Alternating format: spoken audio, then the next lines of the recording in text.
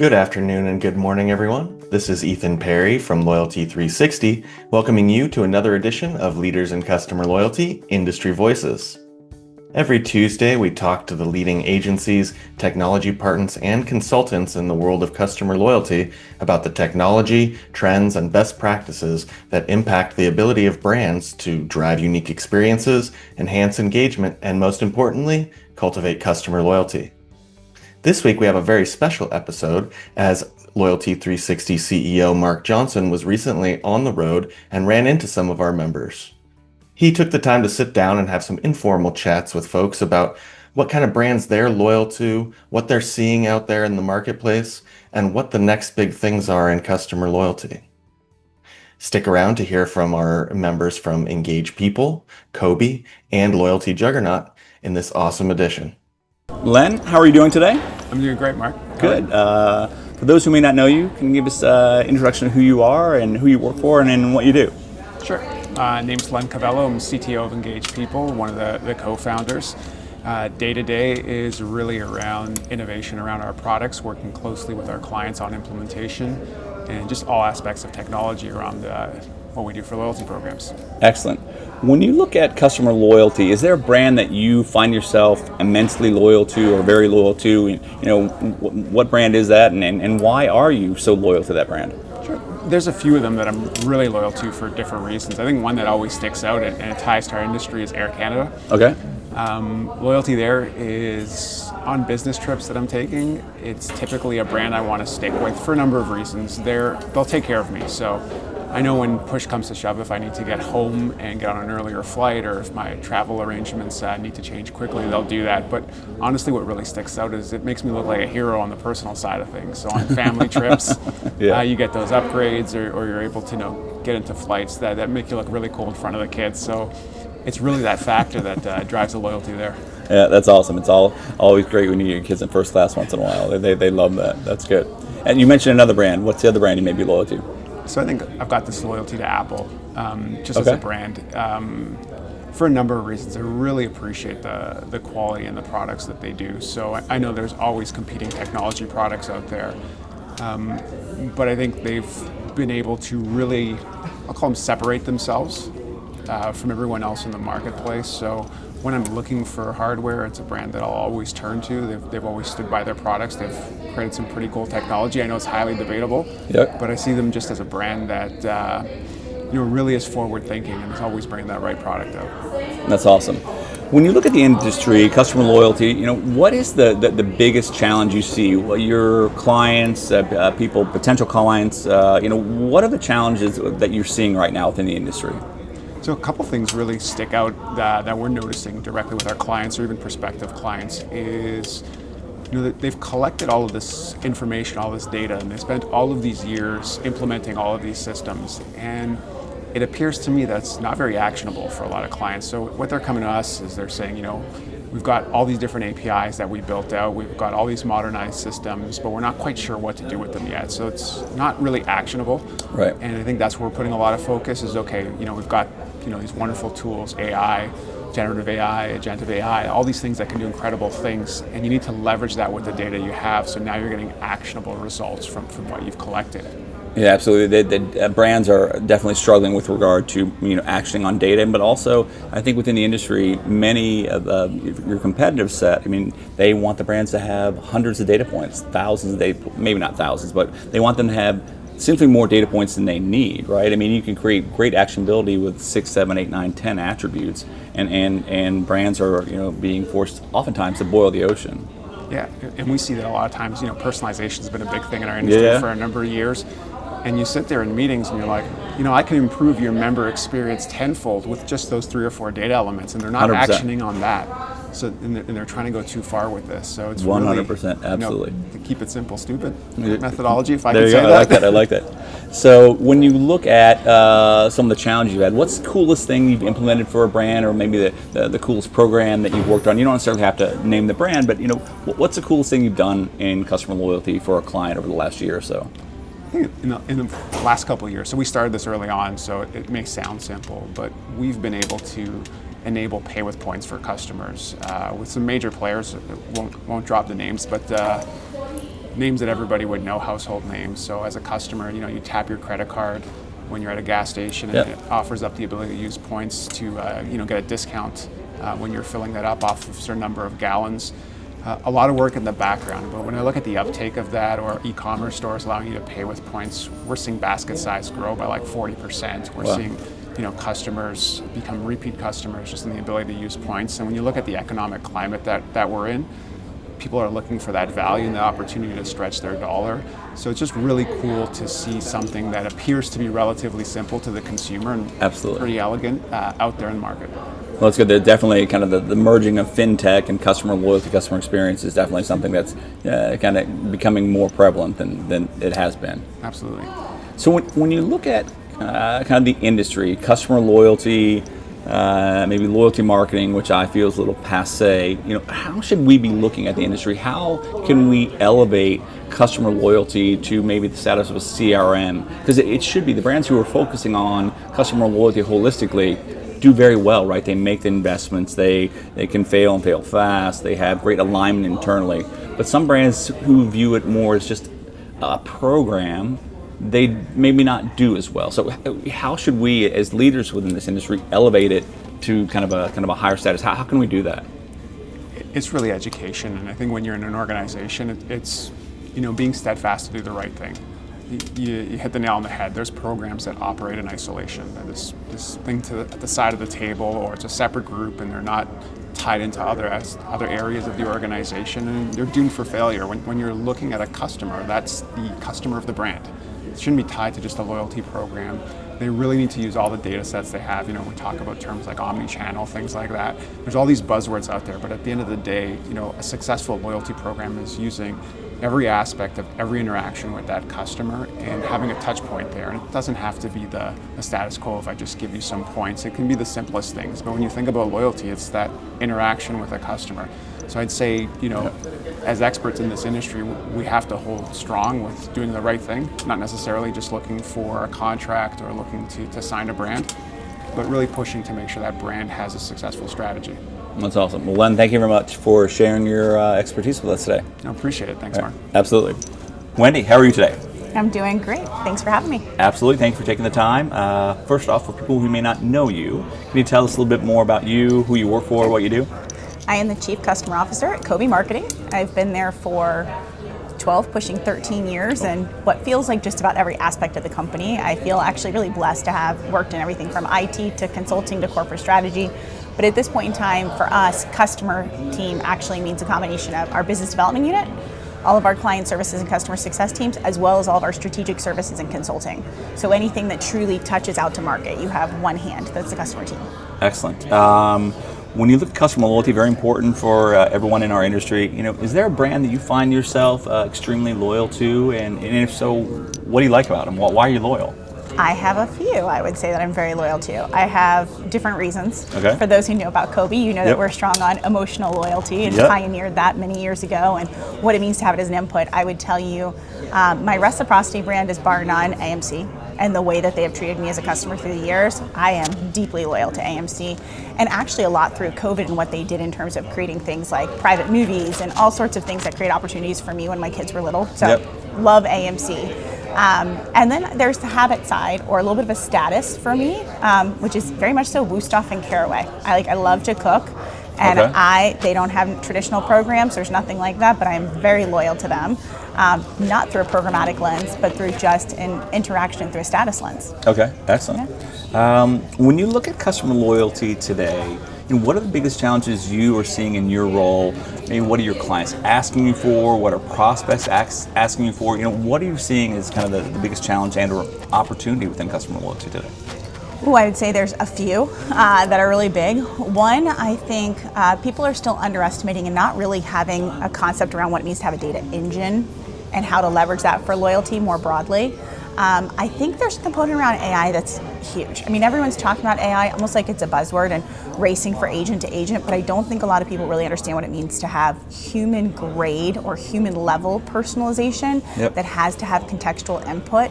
I think the agent to agent's amazing, but I watch where at Kobie, we are pioneering agent to agent exists in our world, and pioneering at a very differential level what it means to have AI that's driving the experience, but you've got to do it under that lens of human grade, because if you just look at where the market's going, even the way people are starting to wake up and understand what collapsible models look like, and the idea that agent to agent can actually drive artificial intelligence into artificial and create a lower outcome, I think there's an understanding there of where that's going in market that's going to highly impact people. I think we're going to have a little bit of a pendulum swing there. And I think a lot of our clients are very unsure of how to deal with AI and looking for people who can give them that expertise. And I would say, the third thing is, I think there's a lot of people that are trying to figure out and understand the convergence of CRM and loyalty. I think that's huge. I think some are asking for it and get it, and I think some don't realize it's happening to them and it's painting them very quickly. And it's interesting you mentioned kind of the status of AI. Many brands are very concerned about who has access to the data, right? And kind of from an LLMS model, there's been a lot of trepidations, right? You talk about LLMS, drawing like small language models, so you don't need 400 billion. Right. You may need 40 billion kind of learning text, right, or inputs. And I think that's going to shake it as well, because then you'll be able to build something that's focused just on the customer experience. You don't need to know that Abraham Lincoln was the president that signed the Emancipation Proclamation, right? You don't have to learn on that big of a scale. And I think that's where we see a lot of opportunity. I'm not sure if you're seeing that as well, or we are one of the only, if not the only, in the industry who's already jumped and leaped ahead and done that. So if you look back at 35 years of history in Kobie, you can only imagine the level of strategic knowledge that sits in that building. And goes across. We've actually fed all of that into what we call Bonnie, which is our loyalty overlay to our entire system, that clients and marketers can actually go in, type in, ask their questions, and it drives back strategic response to them. So from a model perspective, it's not only agent to agent going into the platform to help them functionally and create operation, but it's actually helping them understand strategy that's not fed, to your point, by broader market that doesn't necessarily have it. It's actually being fed through a small model where it's coming in from our industry knowledge, our research, all of those things are all piled in there for them. That's awesome. When you look at some of the work that Kobie's done over the last year, and what's the coolest or maybe most impactful thing that you've helped a client with? You don't necessarily have to name the client either. That's good. I don't know if they would want me to, so I won't. I will hold that back. But it's interesting because being here at this event, travel comes to mind for me and what that looks like. And one of the things I think that was really, really cool, we talk about, there's the AI components, but there's also what does it look like from a decision science and insight coming together with AI, and what do you start to recognize in there? And one of the agents that we had built was around proactive service recovery for one of our clients. And in a world where, and I'm probably slightly off on these stats, but I don't think so, it was under 2% of riders that had a delay or an issue in their first interaction with the brand never rebooked a second one. So less than 2% of people would actually rebook. But if they had a good interaction and everything was on time and as scheduled and so on, it's like 63 or 65% that would rebook. We had an agent that started going in with proactive service recovery, and we began hyper-targeting in a personalized fashion. Not everyone got the same reward, not everyone got the same offer, but through that and understanding what their behavior was, we actually found in that proactive service recovery, the likelihood of rebooking was now 89%. So we actually, for those that had a disruption in their first, had a negative experience with our proactive service recovery, 89% likely to rebook versus only 63 if you had had a good experience. That's awesome.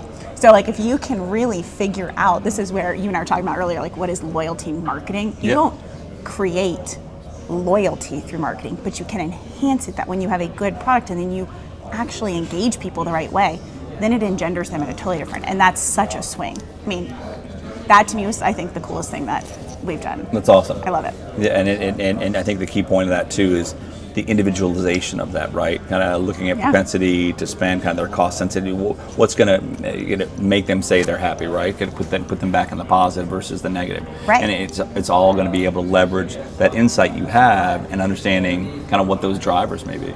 Yeah, absolutely, absolutely. Awesome. So last question, when you look at customer loyalty, we talked about this a little bit. Loyalty marketing, customer loyalty, how should we be looking at it as an industry? How should we be elevating this discussion around bigger picture customer loyalty and what that means to a brand? Yeah, I think, we were talking a little bit about convergence of CRM and loyalty a few seconds ago, and before you start asking me some of these questions, you and I were talking about what does customer loyalty mean at its higher level, and what is loyalty marketing, where does it play? I think the reality of it is loyalty marketing, it is absolutely something that can build upon customer loyalty. But the reality of it is, if you've got a poor product, loyalty marketing doesn't overcome a poor product. But you can have a good product that never makes it to market and never genders loyalty if you don't have the right tactics around it. So loyalty marketing there is to enhance and to augment, but that convergence of CRM and loyalty coming together, I think, is the critical component that people are starting to understand, that if you want loyalty, it doesn't come through program. Loyalty comes through the full experience, and what does that mean? So it's so much broader, and I think that's why that convergence of CRM and loyalty, if they continue to compete the way they used to 10, 15 years ago, nobody wins. They've got to come together. And it's just the age old, we have different versions of it where people talk about, the discount war that's going to drive you to the bottom, and why would someone join the program if they've got, these promotions sitting outside and CRM's not listening to it because they're doing short-term results versus long-term. That doesn't work. The consumer doesn't care about short-term versus long-term. They care about a quality experience. 100%, yeah. And that's going to be required to have loyalty. Well, Wendy, thank you very much for taking the time to join us today. It was great speaking with you as always. You too. Thanks so much for having me. Absolutely. Thank you. Dave, thank you very much for taking the time to join us. Of course. How are you? Doing great. How you doing? Doing well. For those who may not know you, can you tell us a little bit yourself, kind of who you work for, what you do? Sure. I'm the Chief Commercial Officer for Loyalty Juggernaut. I've been there for about 5 months. It's a fantastic gig. We work with clients all over the world. We build ecosystems, loyalty coalitions, and loyalty programs for them. Yep. Excellent. When you look at the industry, you look at customer loyalty as kind of a focus. What are you seeing as maybe the biggest challenges brands are having with regard to customer loyalty, or maybe the biggest opportunities? Either way. Yeah, sure. So look, a lot of it used to be that a technology would solve their problems. Now you need multiple technologies. They have to integrate. They have to work together. Being able to do all of that at once is a bit of a challenge if you don't have those skills internally. So the bigger companies that can afford a systems integrator, no problem. They'll hire a Deloitte or somebody like or Accenture to come and do that for them. The middle brands struggle with, what do we do? And they end up giving up functionality on their technology in order to make it easy and attributable. Excellent. When you look at the things you're doing at Loyalty Juggernaut, and what's the coolest thing that you've done, or maybe the most impactful thing that you've done or that you've seen over the last year within that organization? Yeah, we've done something for a number of our hotel clients that's pretty cool. Right now, they often all have a similar problem, and that is that they deal with travelers all over the world, but most of their customers live within, say, 30 miles of one of their properties, and they don't really do anything to market to those customers. So we've helped extend loyalty to the local level, so that each of these individual properties can have a little bit of a program of their own. And not only have we done that, but we've helped them to reward people on and offline. So even if it's just like I want points for a shoe shine or a parking or a back massage or something like that, we can help them bring all those things together, recognize the customer, and help them achieve status more quickly that way. Okay. When you look at customer loyalty marketing, there's kind of a dichotomy. Brands who have a focus on the customer that do customer loyalty very well.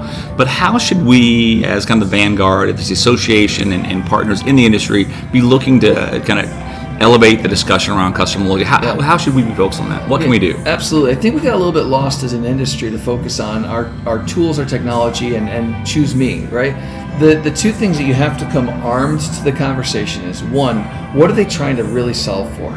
If you can't talk at that level and you're just a tool, then you're out there selling saws and hammers and nails and things like that. You have to be able to sell a solution so that they can help solve a problem. The other thing is you got to be able to tell them how it's going to make them some money, right? If you can solve the problem but it's too expensive, then you're barking up the wrong tree. So if you don't come armed with the financial value prop and how it serves the customer in the end, then you're kind of out of luck. So that's what I would say is we need to be able to do a better job of doing it. Excellent. Well, thanks, Dave, for taking the time to talk to us today. No worries. Thank you, everyone, for tuning in to this episode of Leaders in Customer Loyalty Industry Voices. And thank you to our awesome members from Kobie, Engage People, and Loyalty Juggernaut for sharing their insights. If you haven't already, make sure that you're subscribed to this podcast, follow Loyalty360 on YouTube, and be sure to connect with us on LinkedIn. We wouldn't want you to miss any of the amazing insights coming up on Leaders in Customer Loyalty or in any of the other amazing live digital events we have at Loyalty360. Thank you and have a great week.